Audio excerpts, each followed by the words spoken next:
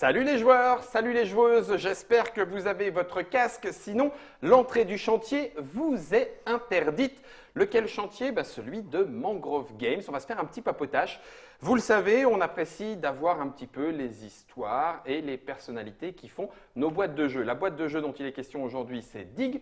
On en a fait une expli partie dans la Trick Track Télé et je pense que si vous venez depuis l'expli partie, vous devez être frustré car vous ne savez pas qui a gagné. Et ça tombe bien, là à l'écran, je ne spoilerai rien. La tête de Julien parle pour elle-même de savoir qui a gagné un gros tas de 10 gemmes. Ça fait du bien. Salut Julien. Salut, salut Guillaume. Désolé, elle était facile Non, celle-là. c'est pas grave. On ne tape pas sur les vaincus. Alors Dig, c'est ton premier jeu. Ouais. Et c'est un jeu un petit peu particulier à plus d'un titre parce que tu en as fait la mécanique, Ouais. tu en as fait les illustrations Mhm. et au final tu l'as édité aussi puisque Mangrove Games c'est ta maison d'édition. C'est ça, ouais. Alors on va reprendre un petit peu les choses dans l'ordre.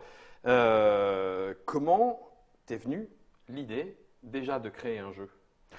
Par passion. Donc t'es joueur. Je suis Voilà, joueur, oui, les oui. choses sont claires, t'es joueur depuis toujours pour Ouais. autant que tu t'en Pour souviennes. moi, ça tombe À tout le tout, sens, mais oui. jeux c'est- vidéo, jeux de cartes. Alors, je ne vais pas cacher effectivement mon appétence pour les jeux vidéo, essentiellement les jeux un peu old school, Old school, puisque ouais. le pixel art parle de de lui-même. lui-même. Ouais. Et les jeux de société depuis ma plus grande enfance. De toute façon, j'ai été élevé à l'HeroQuest et à la Master System, donc voilà.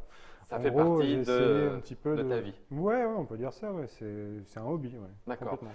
Quand tu parles de hobby, il y a un moment où ça va franchir le pas un petit peu professionnel. Est-ce que, à côté de ça, jeu de rôle aussi C'est pas trop ma pas, branche. pas ta tasse Ouais, de thé. non. D'accord, ça marche. Et du coup, justement, hobby, ça veut dire qu'à côté de ça, tu avais un autre boulot? À côté de ça, j'étais producteur. Ouais, je faisais des courts-métrages. Des courts-métrages. Ouais. D'accord. Réalisation, école, enfin, tu as fait la formation pour, Ouais, j'ai etc., fait etc. l'université. Ouais, j'ai fait une licence à Lille, Ok, études cinématographiques. Et j'étais dans la production à l'époque. d'accord. Ouais. À quel moment, ou plutôt par quoi commences-tu? L'idée de Dig ou le fait de faire des jeux de société et avoir une maison d'édition? Alors non, le fait de faire de Dig dans un premier temps, et face au succès que Dig a rencontré, me décider dans l'édition, parce que j'avais pas mal de protos dans la valise. Ouais. Et l'idée, c'était vraiment d'axer finalement la maison d'édition sur des jeux un petit peu orientés sur la culture pop des années 80 et m'ouvrir à des jeunes créateurs par la suite, quoi. Donc il y a D'accord. déjà un petit peu un petit fil rouge de dessiner. Une petite ligne Il y a éditoriale. une ligne dans éditoriale ce que qui se dessine. Ouais, déjà, D'accord. ouais. Du coup, Mangrove Game, voilà, on a le logo à l'écran. Le premier jeu, ça sera Dig, mais tu décides, entre guillemets, à le faire passer par une plateforme Ouais. de financement participatif. Est-ce que c'est la première raison, parce qu'il peut y en avoir plusieurs, est-ce que la première raison, c'est il faut quand même bien trouver la trésor, mon bon monsieur, parce qu'il va falloir financer tout ça, ou est-ce que c'est le côté, il va falloir se faire connaître aussi et attirer du monde autour des jeux?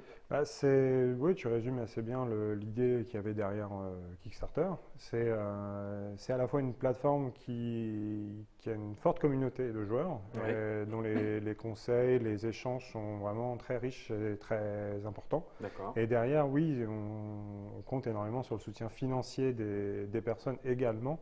Mais voilà, c'est cette combinaison de deux choses qui m'a fait me tourner vers Kickstarter. Vraiment D'accord. le côté communautaire et un financement Oui, participatif. économique. Voilà. Ok. Tu t'es donc jamais. Alors, c'est une vraie question aussi, hein, il n'y a pas de piège. Enfin, je ne crois pas qu'il y ait un piège derrière. Tu t'es jamais posé la question en disant j'ai Dig entre les mains, je vais aller voir des éditeurs préexistants et le faire éditer chez eux? Non. Non. Donc, Non, ouais, tu j'avais- voulais maîtriser de A à Z le jeu, la communication avec les joueurs Ouais. par le financement et puis ensuite l'édition, etc. Ouais, c'est pas un péché de vanité ou quoi que ce soit, c'est juste que j'ai vite été pris dans la machine. En fait, j'ai trouvé ça vraiment très intéressant, le métier de l'édition. D'accord. Et c'est ce qui m'a décidé par la suite, d'ici l'année prochaine, à m'orienter uniquement vers l'édition et de porter des jeunes créateurs sur le D'accord. devant de la scène. Donc ça veut dire que tu vas passer aussi dans le côté sourcing, aller regarder des créations d'autres gens Ouais. et les accompagner, les développer Bien pour sûr, ouais. ensuite en faire un jeu. Ah oui, Ouais, d'accord. ouais. C'est prévu? Oui, c'est prévu, c'est en cours.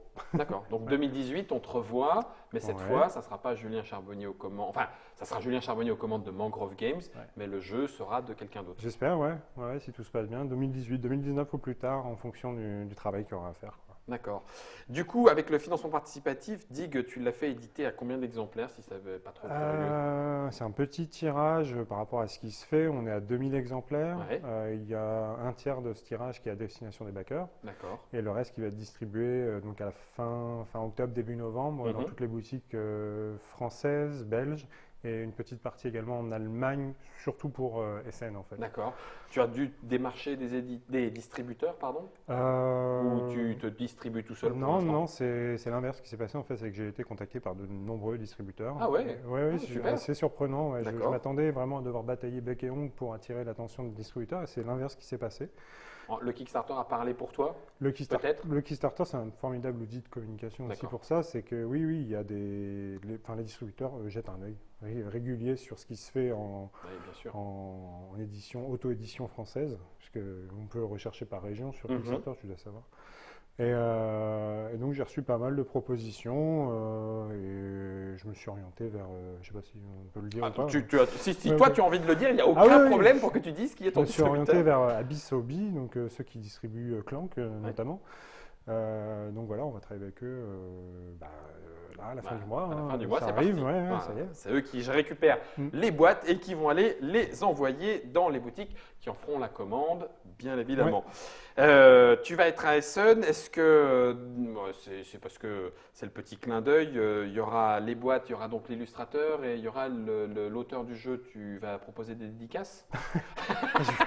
Tu fais tout, donc à la rigueur, J'y vais surtout pour interagir avec les joueurs, D'accord. avoir leur retour, tout ça. Si on te demande, tu diras pas non. Voilà, c'est ça, Tu vas mais pas j'y les vais jeter. vraiment pas pour. Pour ça. J'ai jamais fait de dédicace dans ma vie. Et, bon, je suis pas. Ton premier SN ou non? C'est mon premier SN Ah oui, aussi. même en tant que joueur. SN, j'y suis Alors, jamais allé, ouais. Ça va être délirant. Ouais, j'ai pris une journée pour moi. Ah oui, tu peux, Ah ouais. profites-en un maximum. Le pixel art, du coup, ça vient de ce côté, en même temps, bah, tu l'as dit tout à l'heure, passion jeux vidéo, et puis aussi même un petit peu ta lignée éditoriale, puisque tu parlais années 80 tout à Ouais, l'heure.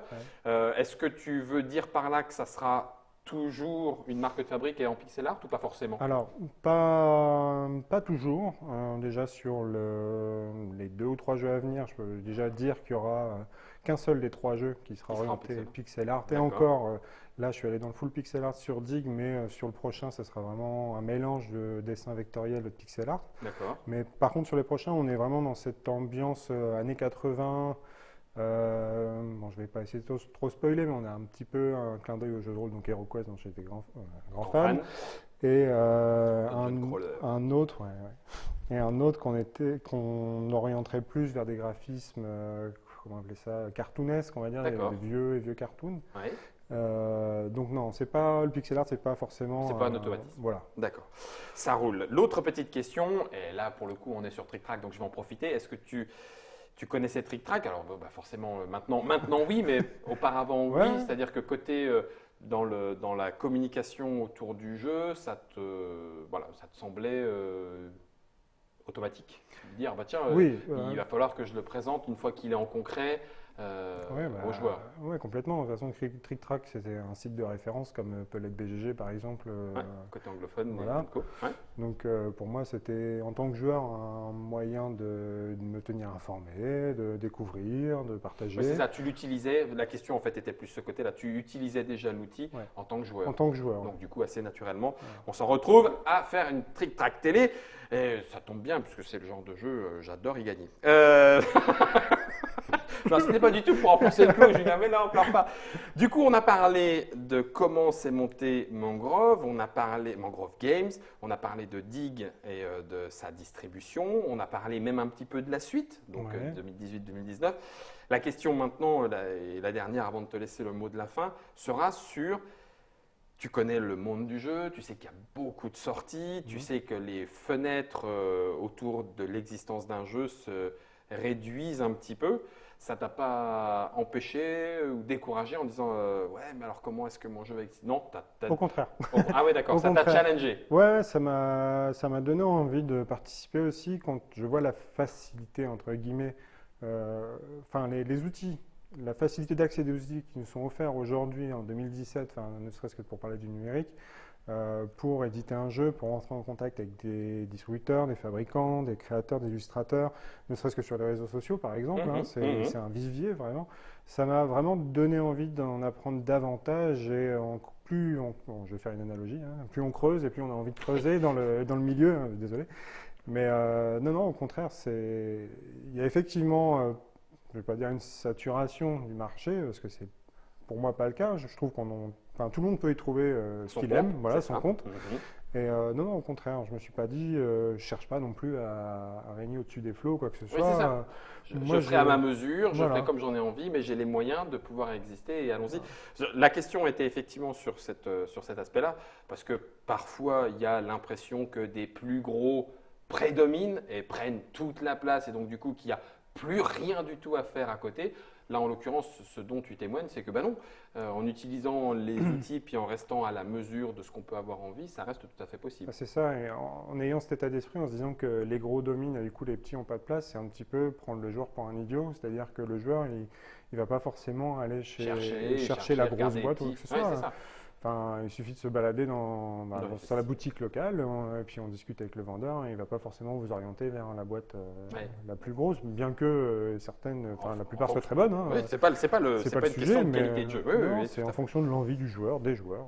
Voilà. Et donc pour toi, le challenge a réussi, en tout cas côté édition. Maintenant, la boîte est entre les mains, parce que généralement il en faut au moins deux pour la surface. C'est pas ce que je veux dire, pardon, parce que sinon après on va me dire que. Donc la boîte est entre vos mains à vous, amis joueurs et amis joueuses. À vous de creuser le sujet. Alors le sujet de Mangrove Game, mais de Dig tout court, puisqu'il va s'agir de creuser, voire de croiser les doigts. C'est difficile avec une pelle et une pioche entre les mains pour espérer avoir suffisamment de chance pour l'emporter. Tu l'as voulu familial, cet aspect-là, garder le côté chance en disant, ben voilà, il y a un petit côté, entre guillemets, il faut réfléchir à ce qu'on fait et faire des décisions, mais le côté chance, c'est assumé complètement. C'est un jeu d'entrée sur le marché, on va dire, que j'ai voulu le plus familial possible. Voilà. Vous pourrez le voir dans la Trick Track Télé, voire peut-être, qui sait, dans l'article qui lui est consacré. En tout cas, merci Julien. Merci à vous. D'être venu nous présenter Dig. Merci d'être venu te présenter aussi avec Mangrove Games. Merci à vous de nous avoir suivis dans ces pérégrinations ludiques. On se retrouvera avec d'autres éditeurs et qui sait avec les futurs jeux de Julien dès que celui-ci nous fera un petit coucou. En attendant, vous, n'hésitez pas à aller lui faire un petit coucou et discuter avec lui de cette expérience. On se retrouve dans d'autres papotages. Merci à Germain pour la réalisation, lui qui creuse sans cesse dans la TriCaster. Bon courage.